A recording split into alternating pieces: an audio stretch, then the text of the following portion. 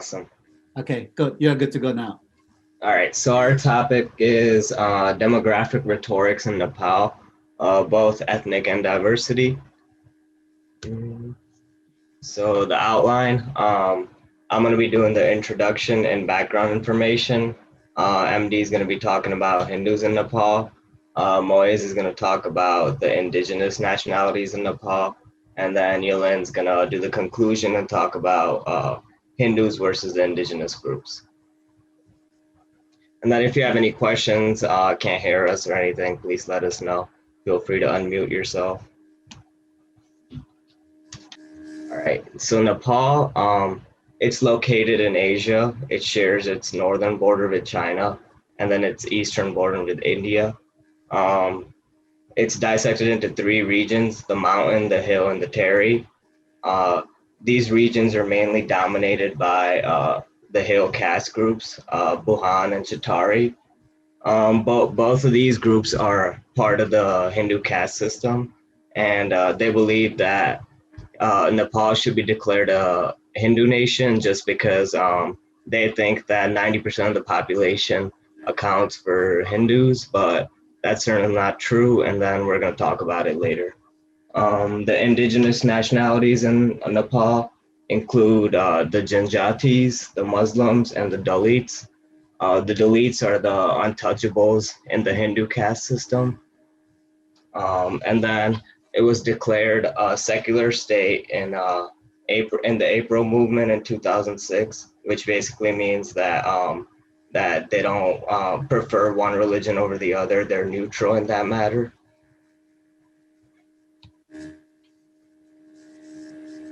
All right. So the historical legacy of Nepal. So the early regions were inhabited and governed by many indigenous groups. At the time, Hinduism was not really even part of the country. It wasn't until the Mughals invaded India that Hindus came to northern Nepal to take refuge there. Slowly after that, they started dividing the country up and then adding like the caste system into the country. The valley region, this is the map of like all the groups early on, but it's kind of hard to see, so I'm going to explain it.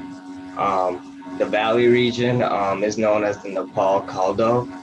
It consists of Kathmandu, Bhaktapur, and Lalitpur.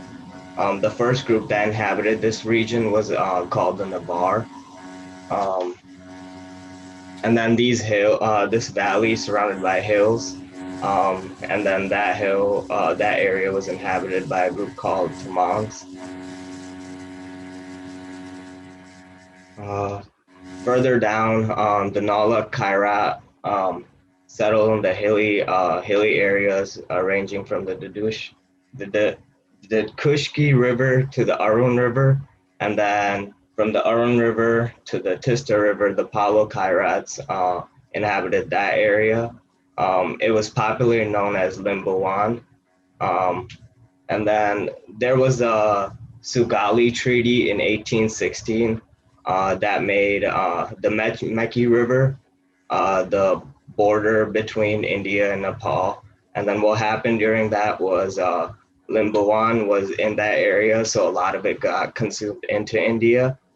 And then finally, the southern part is known as Terai, and then that consists of 18% land, and it's covered by mostly dense forest.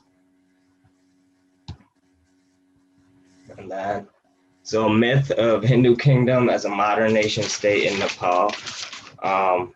So people, the Hindus in Nepal believe that it should be a Hindu nation just because you see the cult tradition, the values and norms everywhere, but it's not really true because it was kind of forced.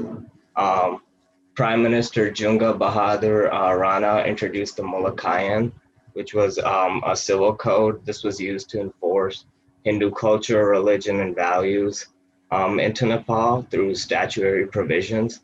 So even if you were Hindu or not, you were forced to follow all these guidelines, no matter what. So it was kind of just made mandatory.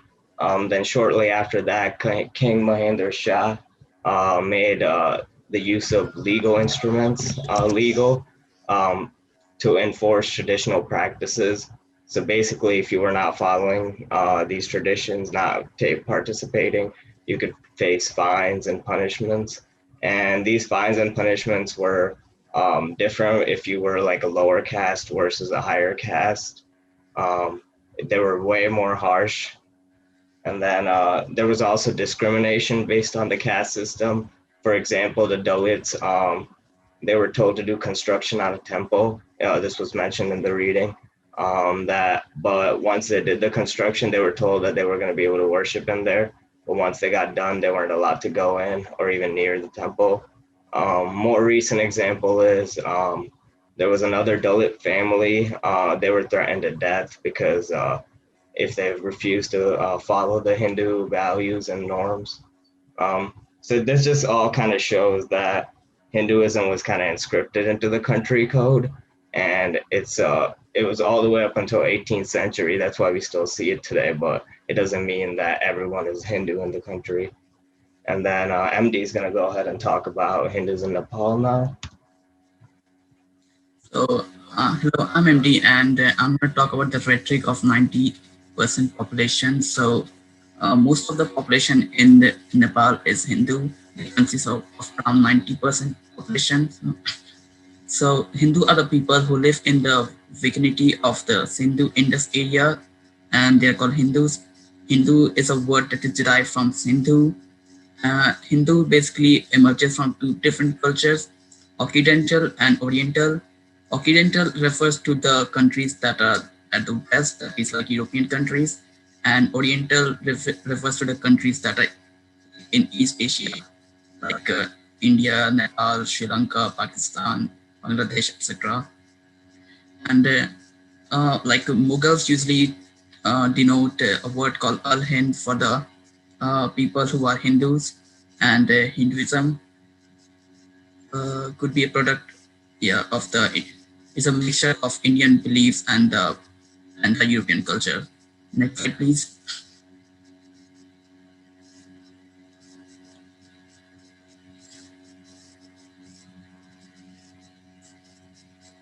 So the meaning of Hindu are, so the people who pursue Vedic, Buddhism, Sikh, Jain, Naga, and follow the code of conduct for World Hindu Federations are called Hindus.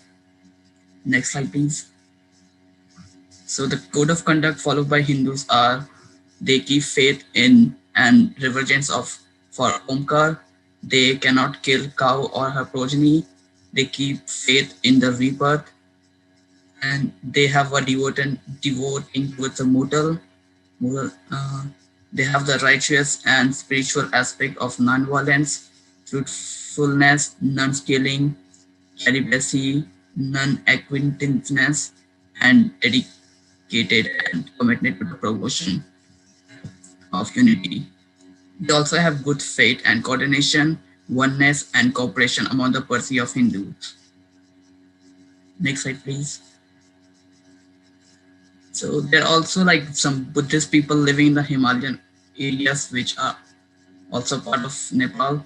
So Himalayan Buddhists consist of two people. So one is Sephora Bhute Tatali Humola Dolpa Bhokya Valium Topigola and Shigesaba.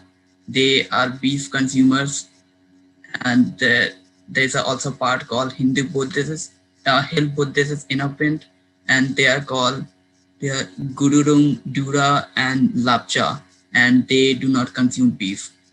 Next slide, please. So, in 2007, Murphy, Sanders, and Taylor raised a question about census statistics. Because before that, the census was not allowed for the public to view. So, after 2007, they released in, and it was a major part in determining the seats in parliament and shares of expenditure between the judicial areas. It provided an important public policy debate thing. and it also characterizes social and economic situation among group of people, and it also reveals the existing and projected number of people and their social economic characteristics. So now I'm going to talk about Nepali Bhuan Kshetri people. So they are political, economic, and military powers. They are the dominant in Nepal, and they colonize minorities culturally, religiously, and linguistically. They distort the identities of Nepal, indigenous and minority people. They misrepresent the indigenous people. They implicitly and explicitly humiliate, dominate, and control the indigenous and minority people. They favor one group of people over the others, like they usually prefer the favor the upper caste than Dalits, and they colonize minorities culturally, religiously, and linguistically in Nepal. Next slide, please. So this is like once incident in a village development committee. So a sub-inspector accused a Tayan community of killing a cow. So due to that, police opened fire and they demanded a bribe of 15,000 rupees, that is equivalent to $203, to dismiss this case. But the Tayan people refused to give the bribe, and then due to this, there was a huge clash between the police and the villagers. Due to that, led to many people of that. Yeah. There are also some Muslims and Christians living in Nepal. So there's like a significant population of Muslims in Nepal.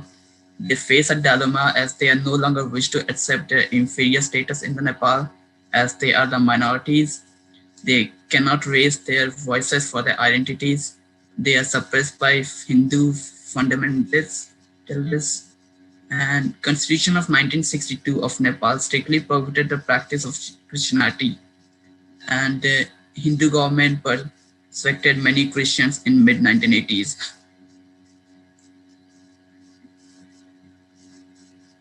Now, there are like many social groups within Hindus of Nepal. So many Nepal people they are based on Jat, that is caste, Jati, ethnicity, and Janajati, that is indigenous nationalities rather than religion. So this is the pie chart of different type of people living in the Nepal region and their population frequencies. Next slide, please. Population of Bahun in Nepal based on its census. So Bahun population decreases in the last 3 decades. In 1991, their population was 14.3% of the total population of Nepal. In 2001, their population decreased to about 13.7% of the total population. And then in 2011, their population decreased to about 13.1% of the total population in Nepal. There are also other communities in Nepal, and based on the census, it was said that Kshetri had like 1/5 of population over the last 3 decades. The Dalit population remains constant over the last 3 decades. Vaisya's population increased from 10.1% in 1991 to 12.5% in 2011, and other social groups population decreased from 59.9% in 1991 to 59.7% in 2011.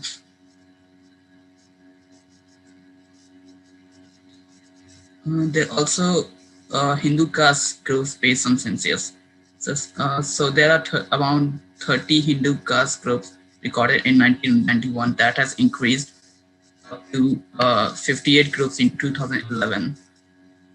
So, and there's an increment occurred in the Terai caste and Terai Dalit, and Hill caste and Hill Dalit remain constant 4 groups and 4 groups.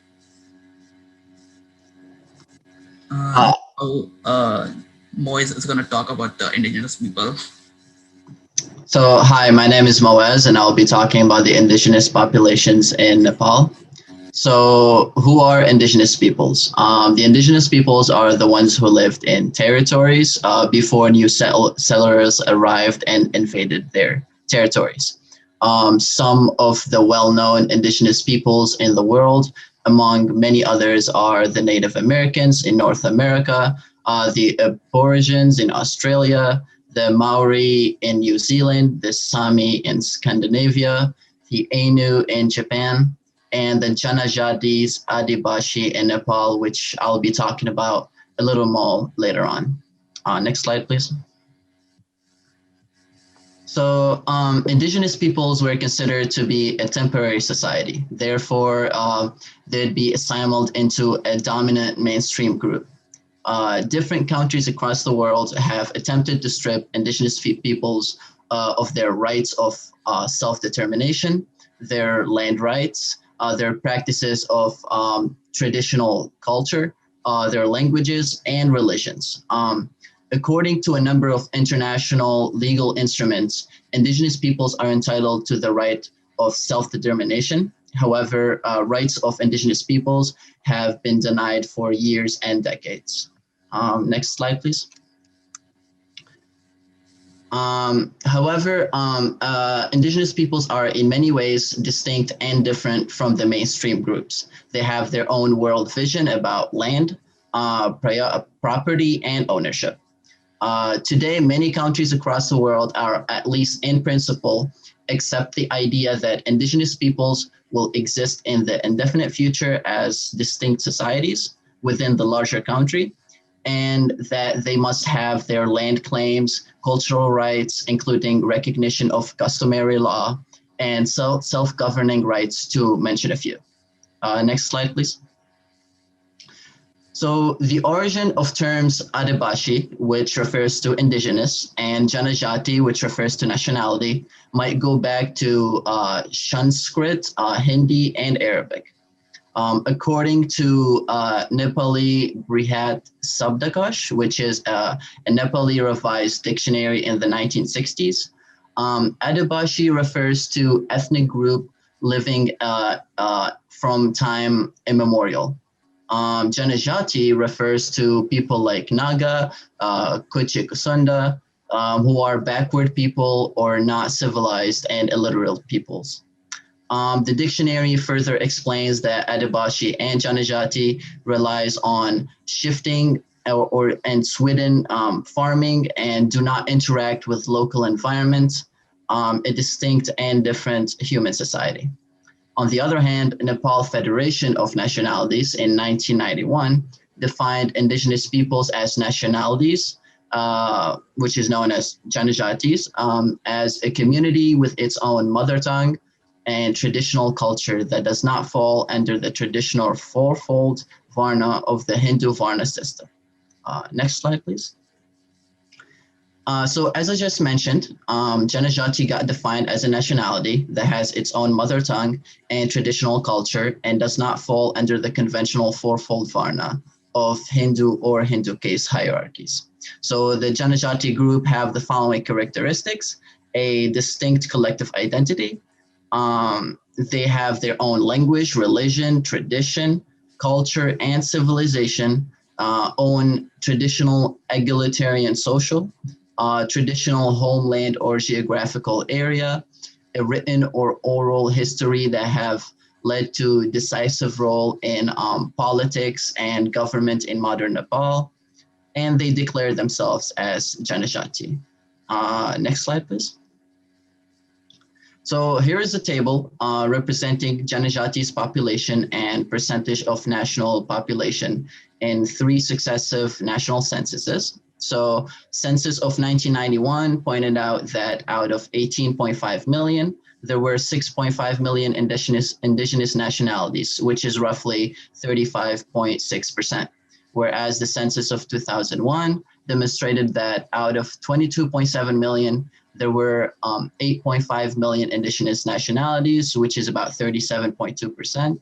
And the census of 2011 reported that out of 26.5 million population, the indigenous nationalities accounted for about 9.5 million, which is roughly 35.8%. Next slide, please. So as in Hindu case groups, there is several problems in indigenous nationalities as well. There are problems related to whom, how, and why. Some groups are indigenous against others. So for example, Hill Hindu Brahman, Kshetri, Sansiyashi, and Dalit also show their apprehension against indigenous peoples movement and the recognition the state made as indigenous nationalities. So they are also demanding to recognize indigenous nationalities. They have been raising issues.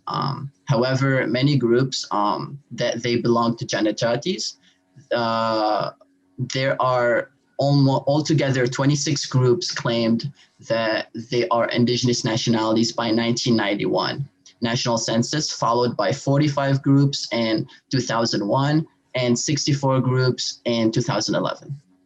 So the table on the right-hand side has the names of 59 Janajati groups as scheduled in the National Foundation for Development of Indigenous Nationalities Act in 2002. Next slide, please.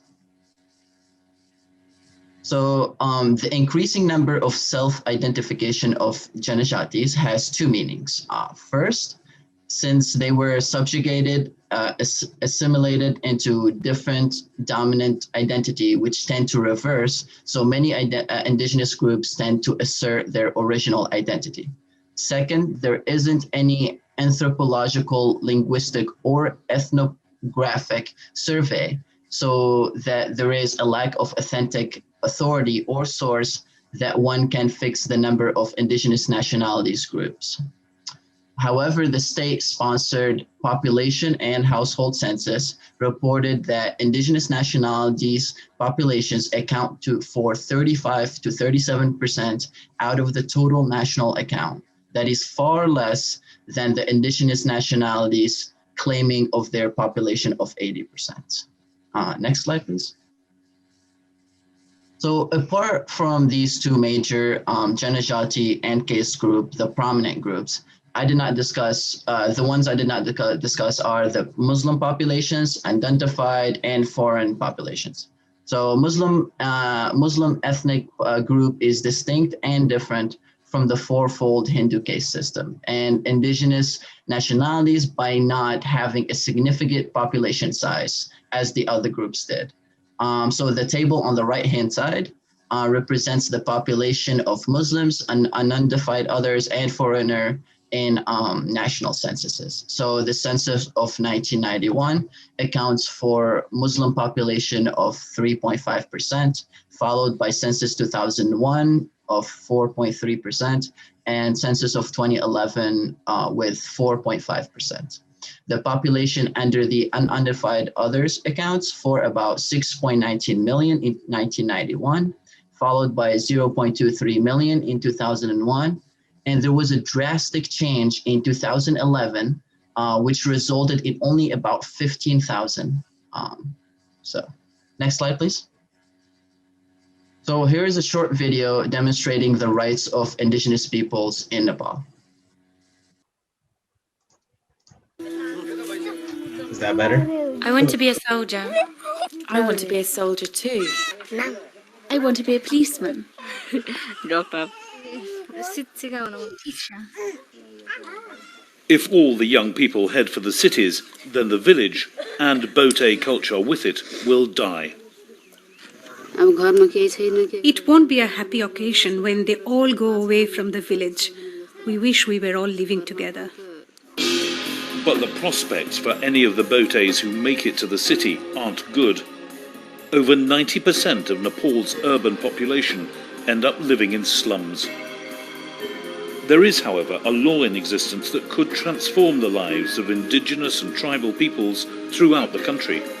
Convention 169 of the International Labour Organization, or ILO, is the only legally binding international regulation that deals exclusively with their rights. The aim is basically to empower socially, economically, and politically of indigenous and tribal peoples in their own country. In 2003, indigenous organizations, together with the ILO, took action. among them a group of lawyers. The government can't take things away from us anymore because we are aware of our rights. We pressurize the government to ratify Convention 169.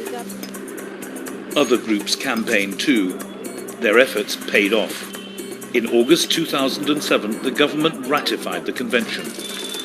This was a major step. Nepal was the first South Asian country to accept it. But this is only the beginning. Now it has to be put into practice. This is a very challenging moment for the ILO, for the government, as well as for indigenous and tribal people's own organizations to work out a specific program that is implementable. Convention 169 values the rights of the indigenous people. I hope that ILO will do something for our concerns.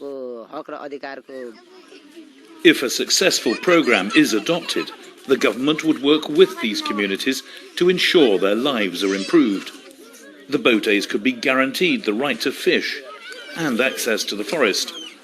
Their culture could be preserved and their village could be saved from disintegration.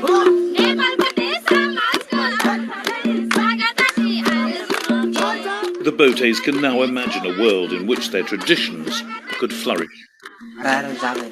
It won't disappear. It will remain. We can speak our language and save our culture. Our culture will not vanish.